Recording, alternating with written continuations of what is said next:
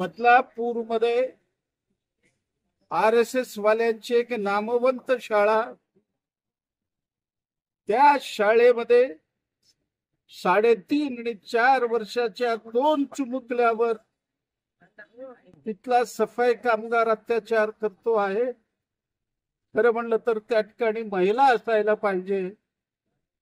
अत्याचार केल्यानंतर हे प्रकरण दडपण्याचा प्रयत्न झाला।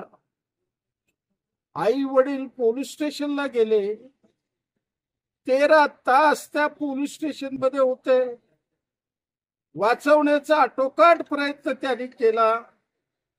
याचा संताप संपूर्ण बदलापूर मध्ये पसरला। सोशल मीडियावर हजारो अशा पद्धतीचे मेसेज यायला सुरुवात झालं आणि बदलापूर मध्ये लोकांनी बंडच केला। भारताच्या इतिहासामध्ये 75 सालानंतर 11 तास रेल्वे बंद असलेलं पहिल्यांदा मी बघत आहे।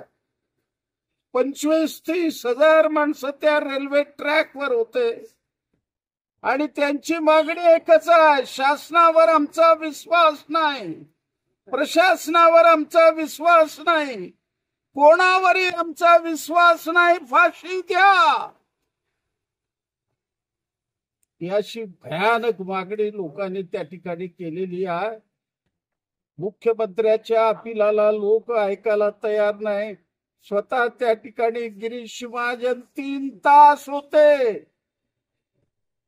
कोणी ऐकण्याच्या परिस्थितीत नाही। शेवटी लाठीमार, अश्रुधूर याची चौकशी करण्याऐवजी आता लोकांना अटक करायला सुरुवात झालेला आहे। या संपूर्ण प्रकरणाची न्यायालयीन चौकशी झाली पाहिजे। त्या आरोपीला फाशी मिळायला पाहिजे। या देशामध्ये कुठेही असा प्रकार घडता कामा नये।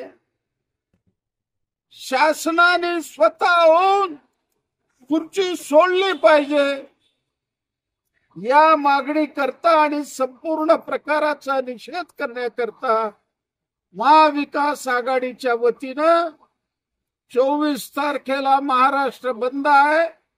सोलापूर भी बंद राहील। सोलापूर हे मार्शललाचं शहर आहे।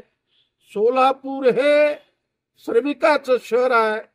त्या दिवशी महाविकास आघाडीच्या वतीनं सोलापूर शहरातल्या नागरिकांना, श्रमिकांना, व्यापाऱ्यांना, दुकानदारांना, कॉलेजच्या व्यवस्थापकांना सगळ्याला आमचे हात जोडून विनंती राहणार आहे, 24 ला कडकडीत बंद करा आणि ही प्रवृत्ती पुन्हा उघडता कामा नये।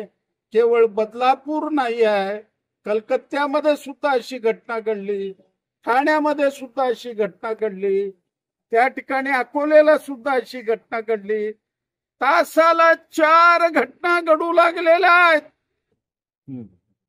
भयानक परिस्थिती महिलावर आहे आणि आज मी आरोप करतो आहे पंतप्रधान मोदीवर, तुम्ही आल्यापासून दुप्पट झालेला आहे। कारण काय?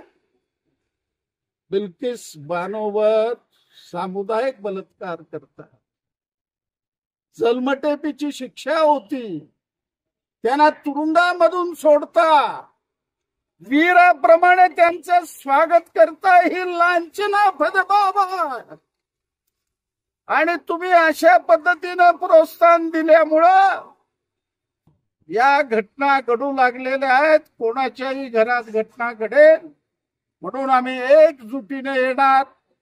आम्ही शासनाला सांगितलं